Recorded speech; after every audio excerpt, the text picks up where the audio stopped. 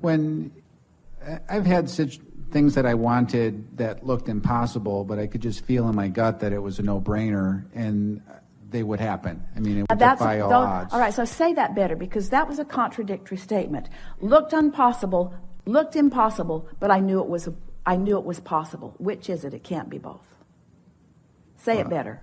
I knew that it was entirely possible that I could achieve that. So what made you say the first part? Same thing that made our friend earlier want to tell us everything that she felt before. In other words, does it feel possible or impossible? Which is it? It's not both. So, and you get to choose which it is and line up with the one you choose. That's really what we're wanting to say to you.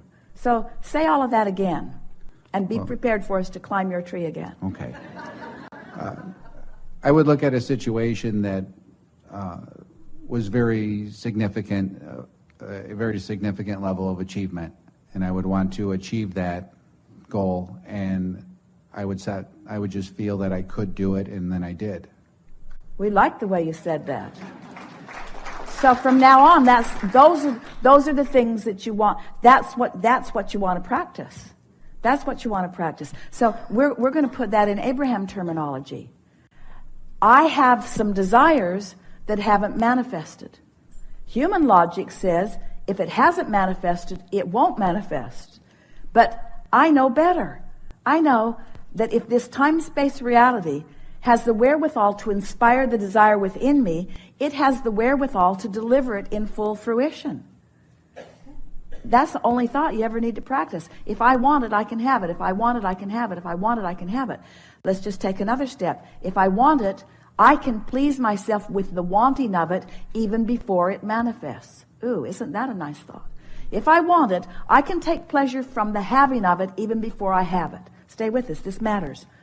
If I want something and I don't have it yet, meaning everybody around me can't see me in the having of it, I can still have it in my mind. I can still take pleasure from the unfolding of it to the degree that the whole reason for the existence of the goal is to give me the life-giving moments along the way. And then not only do I have pleasure in the thinking about it, but I'm going to have pleasure in the manifestation of it.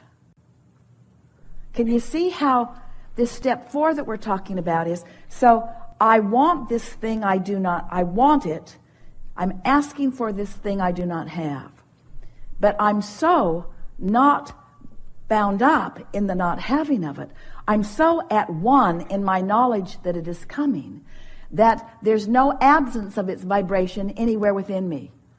I'm not longing for it. I'm not yearning for it. I'm not suffering for it. I'm not pleading for it. I like knowing that I want it. I like knowing that I want it because I know that when I want it, it is coming. And therefore, whether it's here right now in full manifestation or whether I'm on the trail of it is the same for me. There's no absence of it in my vibration. Now I'm living happily ever after, and lots of good stuff's manifesting in my experience. The whole process of living happily ever after is to not spend an inordinate amount of time in step 1. Ask and get on with it. You let your parents train you in an inappropriate way. They made you suffer too much before they gave up the goods. Life is supposed to be good for you, and it's supposed to be good for you now and always. Nowhere was there anything that you signed that said, I will suffer for a specific amount of time before goodness is released to me. Not one of you signed that contract. And yet you seem to have adopted it a little bit somewhere along your way. Did you get that? Really good. Did you get that? Yes. Enough? Yes, thank you. Really good.